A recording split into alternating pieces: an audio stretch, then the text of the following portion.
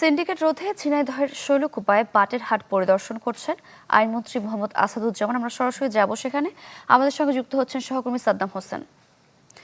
সাদ্দাম, কি বলছেন আইনমন্ত্রী এবং পাট চাষি বা ব্যবসায়ীদের কি প্রত্যাশা রয়েছে তার কাছে জানাবেন।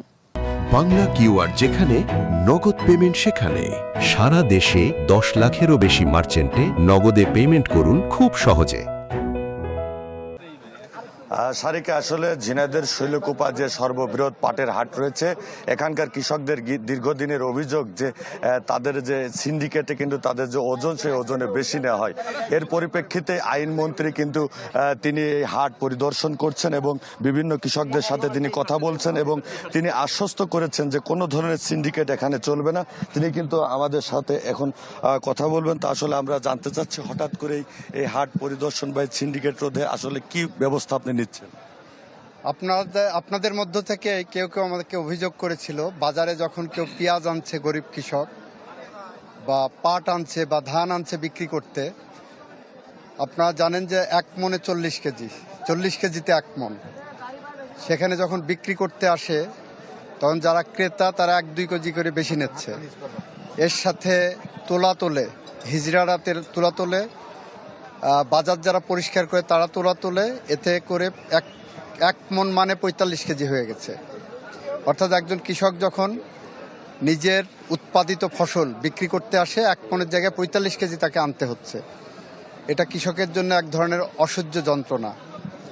এটা যখন আমার কানে আসে, আমি সাথে সাথে প্রশাসনকে বলেছি মোবাইল কোর্টের মাধ্যমে দায়ীদের বিরুদ্ধে ব্যবস্থা নিতে। ইতিমধ্যে ব্যবস্থা নেওয়া হয়েছে। একজনকে জরিমানা করা হয়েছে, 2জনকে জরিমানা করা হয়েছে, 1জনকে জেল দেওয়া হয়েছে। পরবর্তীতে শুল্ক বণিক সমিতি, এই যে বণিক সমিতির সভাপতি সাইদ সাহেব আছেন, তারা বসে এটা নিশ্চিত করেছে যে ধরনের আর কোনো কাজ শুল্কপাতে হবে না। এবং এখন পর্যন্ত আমি জানি ওনারা বলার পরে হয়নি। তারপরেও আমি আমার আত্মতুষ্টির জন্য সরাসরি বাজারে এসেছি দেখতে, কোনো বিক্রেতা, কোনো কৃষক কোনো অভিযোগ করে কিনা সেটা দেখার জন্য। এখন পর্যন্ত বিক্রেতারা খুশি আছে।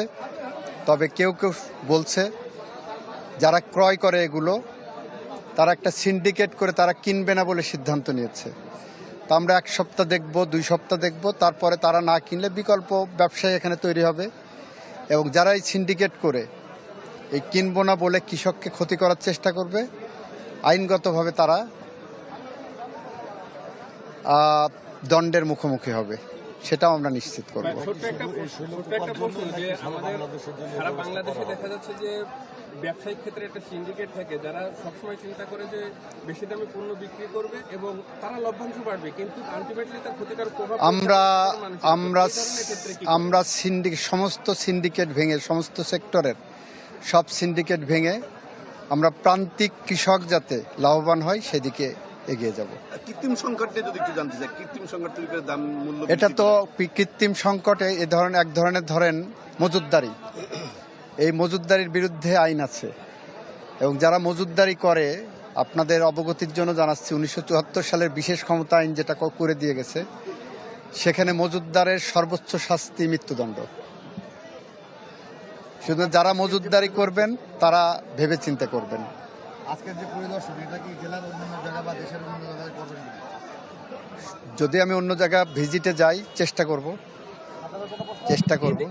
আসলে আমরা তো দেখছি দিনের পর দিন এরকম হয়ে যাচ্ছে, কিন্তু আমরা কিন্তু নিয়ন্ত্রণে আনতে পারতেছি না। যখন হয়ে যাচ্ছিল আপনারা দেখেছেন, আর পদক্ষেপ নেওয়ার পর এটা বন্ধ হয়েছে বলে আমরা জানতে পেরেছি। পদক্ষেপ নেওয়ার পর এটা হয়েছে সেটা আমাদের বলেন, সুনির্দিষ্টভাবে বলেন, আমরা ব্যবস্থা নেব। সরকারের আমলে কৃষক কি তার ন্যায্য অধিকার ফিরে পাবে কিনা? ইনশাল্লাহ, ইনশাল্লাহ। আসলে সারিকা, আপনি শুনছিলেন যে মাননীয় আইনমন্ত্রী মহোদয় তিনি কিন্তু যে সিন্ডিকেট, সেই সিন্ডিকেটের বিরুদ্ধে তিনি কথা বলছেন এবং কোনো ধরনের। সাদ্দাম, ধন্যবাদ আপনাকে। ঝিনাইদহ শৈলকুপায় পাটের হাট পরিদর্শন শেষে কথা বলছিলেন আইনমন্ত্রী। আমরা যুক্ত ছিলাম সেখানে।